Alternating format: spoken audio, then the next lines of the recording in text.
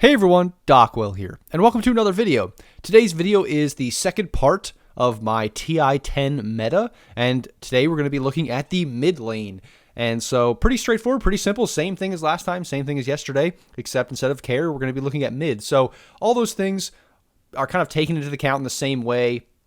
Basically, I'm looking at, obviously, pick, ban, all of those kinds of things, win rates a little bit as well, and who's hotly contested, who really doesn't get picked that much, like what heroes are just, no one really cares about them, or if they are picked, they're just terrible. And so those are all my considerations. As always, they're a little bit subjective, but it's basically, based on the statistics mostly and what I see in the game, as well as like how hotly contested some of these heroes are later into the meta, like into the grand finals and stuff, and so not as much the group stage. So anyway, that's how I evaluate these. As always, let me know in the comments if you disagree or think something should be different or at a different spot. So in any case, let's just jump into it here. First, we have the S tier, and the S tier here is going to be all of the Spirit heroes and Lina. And the reason why I kind of put these two in a different order is because Void was probably the worst of the Spirit heroes in the sense that he wasn't picked as much. He didn't have as great of a win rate, all those kinds of things. Storm's win rate actually wasn't as good, but he was just like so hotly contested that I'm going to put him above them. But really, it's all these three, and Lina are the mid heroes of TI-10. They pretty much were the heroes. I mean, honestly, it was weird to not see, like in most games, you basically had one Spirit hero going mid. It was almost like every game. And if it wasn't, it was Lina. It's just kind of the way it was. Obviously, you had other heroes going mid, but it just seemed like every single game, these heroes were being picked for like every team. It just is the nature, I guess, of what mid was doing in this patch. So I'm not going to like click on each one and tell you why they're good, because it's pretty obvious why they're good. They all do similar kinds of things. They jump around, insane mobility, they gank, they have high damage, they scale pretty well, they can pick you off for one reason or another. They're hard to catch, they're hard to kill. All of those same kinds of things apply to all three of these heroes. And then Lina is kind of like a carry hero from the mid lane, is that in that she can go this like, she can kind of be survivable in things because she'll go BKB pretty quickly. She goes Boots of Travel to be all over the map. She has high movement speed and high attack damage, or attack speed, and she can just buy like kind of carry items and just be this insane, almost like sniper from the back lines, but also do magic damage as well. She's just this crazy hero that can do a lot of things really, really well. So people were picking her a lot in mid, and also because of her attack range and her stun and her high burst damage in the beginning, she can also like dominate lanes. There was some crazy lanes where this Lina pick was just absolutely dumpstering some heroes, like any melee hero. She just absolutely shits on. So that's another reason why she was being picked mid a lot. And then lastly, in S tier, actually, I have Tinker here. And that's because I think, as we saw in the one grand finals game, Tinker is an insane hero. Tinker is OP. And I think the main reason that this hero wasn't like picked a ton is just because I don't think there's that many people that like spam this hero. I just don't think there's that many mid players where Tinker is like a very, very comfortable hero. It's one of the only places in Dota, I think, that kind of we're limited on the amount of people that specialize or are good at the hero. Like maybe 5 years ago plus, 6 to 7 years ago, definitely there were heroes that, people just didn't know how to play them to the full potential that they had or something like that. But most heroes now, people are able, there's like a few people or someone that's able to max them out, or most, pro players are able to max out the potential of most heroes. But Tinker is just, especially because it's new now, it's a little bit different. I just don't think there's that many players that are that good at this hero, so it's kind of only some teams can pick it, and that's why it wasn't as contested, but it did get banned and it did get picked, and when it did get picked, it had an 80% win rate. It was insane. So if you have that player that can play Tinker and he is good and it's a good Tinker game, this hero will just absolutely dominate the game, and we saw that in a few games here at TI. So that's why I'm putting it up here, even though it didn't have the the number of bans and picks as some of these other heroes. It has an 80% win rate when it gets picked, and I just think it's OP. I think, more people, because of the changes, will probably start to practice this hero, and I would not, doubt. I would be very unsurprised, or it's pretty straightforward to think that in the next year, this hero, if it's not changed or nerfed at all, will become like more of a normal pick in Pro Dota, because more people will start to practice it and spam it and those kinds of things. So anyway, that's my S tier. It was pretty much the Spirit patch plus Lina, and then Tinker's just OP when it does get picked. That's pretty much the S tier. The next tier actually is A tier, And even B tier, they only have a few heroes in it, and it's because I think it's such a weird patch for mid. I think basically most games had like one of these heroes in it, and if it wasn't one of these heroes, it was probably an A tier hero, and then if it wasn't an A tier hero, it just maybe was a B tier hero, and then like one in a bajillion, like honestly, one in a bajillion games, like one in a million games had one of these heroes, like basically none of these heroes. And so it was just kind of like really, really highly weighted up here. And then if these heroes weren't in the game, it was Puck, Kunkka, and TA. Puck was actually picked a good amount. I didn't think Puck was going to be a very popular hero, but I think because of the nature of the lineups that people were drafting, like Tiny and other things, with Magnus, with Skewer, and all this kind of stuff, I think just Puck's ability to have a good lane and have good lockdown, I think was just something that was valued highly, and Puck can do pretty well against the Spirit heroes as well because of his silence. So I think it was a matchup thing because these heroes were so, so popular. I think Puck was just also pretty popular as counterpicking, to counterpick those kinds of things and to counterpick a lot of the popular heroes, like Lycan as well. Lycan was a very popular hero. Puck's good against Lycan because you can lock him down into an area. He doesn't really want to break the coil, all that kind of stuff. And then we also have Kunkka, another hero, very, very good at being decent in lane and like controlling the enemy team. So kind of the same thing as Puck. For all the same reasons that Kunkka is good. Kunkka's good just in general, and I think he controls enemy teams and has good catch and all those things, especially against Spirit heroes. That X is something that's very, very hard to get away from. Obviously, you can dodge it in some ways with these heroes, but it's still very annoying to have a Kunkka against you when you're playing one of these heroes. And then TA I put up here.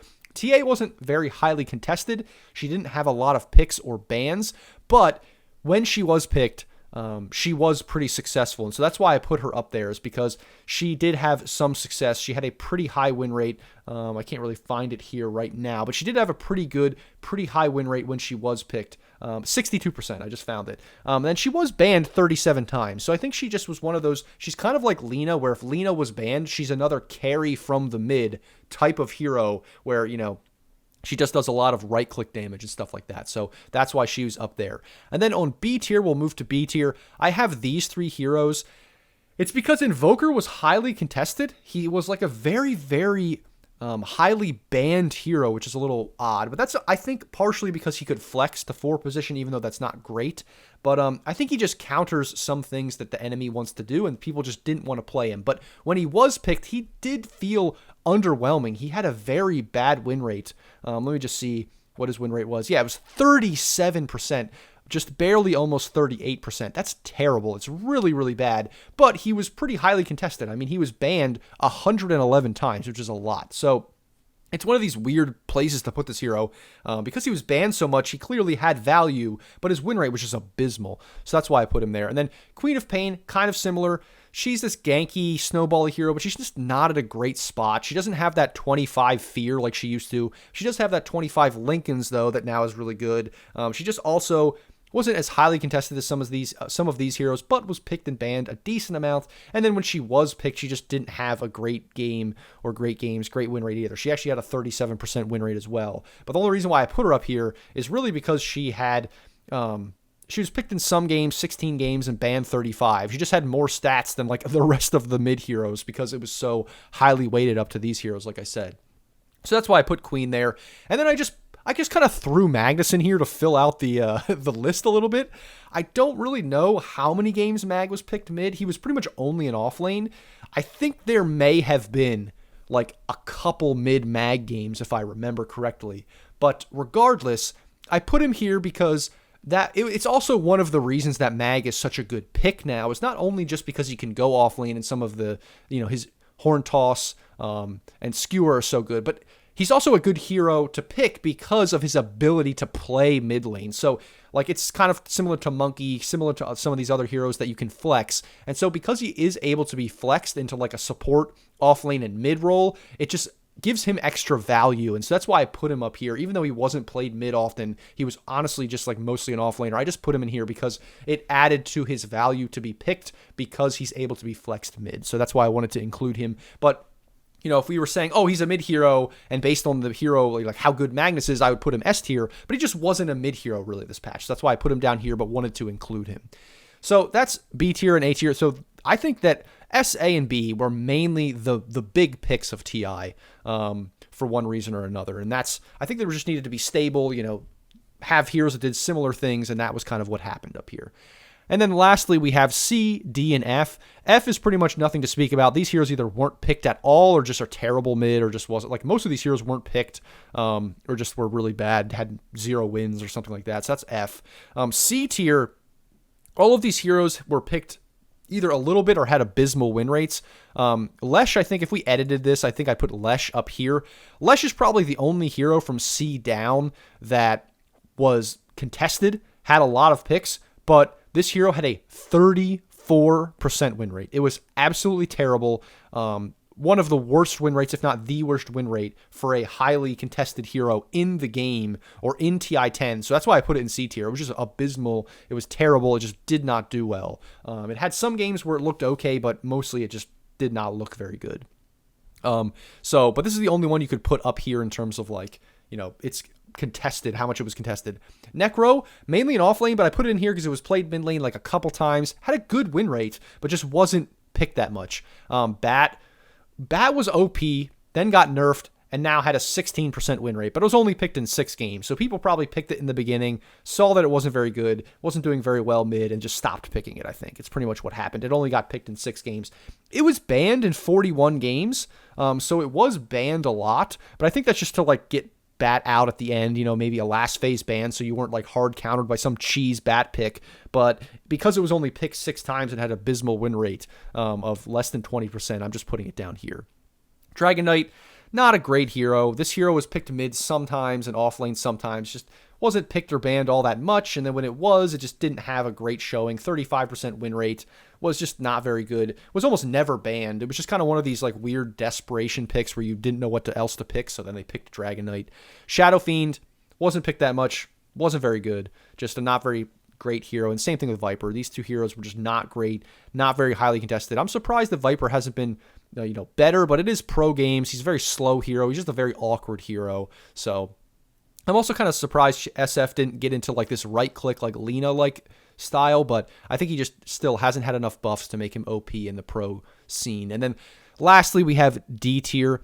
Most of these heroes either weren't picked at all in the mid lane. Like Wind Ranger I put down here, this is a very, very good hero, but as a support because of the new Ags shard. And the rest of them, like Death Prophet and Pugna and these heroes were just either not picked at all, or like when they were picked, they were terrible. Again, Gyro's here because Gyro did play a decent amount of mid, but a terrible win rate. Just was not a good hero for whatever reason this patch, despite IO and those kinds of things being a pairing. It was just not good. So that's pretty much it. F tier, like I said, wasn't picked or banned pretty much at all. It was just an irrelevant hero this patch for TI-10. So yeah, basically we have super hotly contested, picked a ton, or OP and Tinker. Picked a little bit less, but still very good.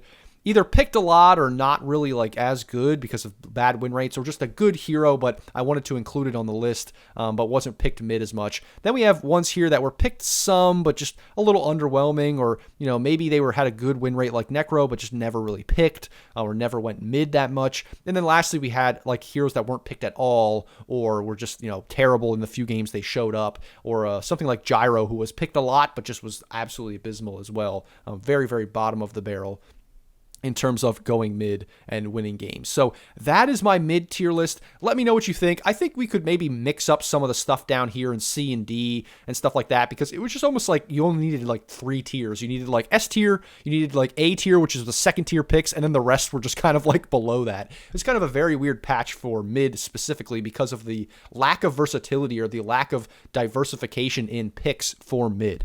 But yeah, it was pretty much a spirit hero patch. So let me know what you think. I hope you guys enjoyed this video as always. As always, links are below for everything for Discord. If you want a replay review, let me know there or in the comments. Patreon for coaching as always, or if you want to support me, my Twitch is below. I'm going to be doing replay reviews there like every Friday, maybe start streaming more as well. And as always, guys, thanks for watching, and I'll see you in the next video.